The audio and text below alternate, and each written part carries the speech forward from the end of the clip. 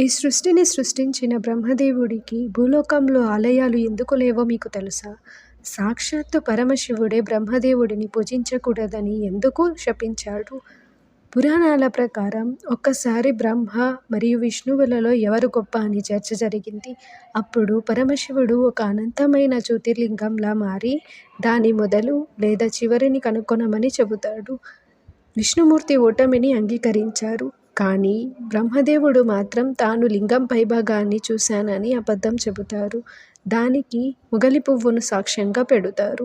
బ్రహ్మదేవుడు అబద్ధానికి ఆగ్రహించిన శివుడు, అబద్ధం చెప్పిన నీకు భూలోకంలో ఎక్కడా పూజలు జరగవు అని శపిస్తాడు.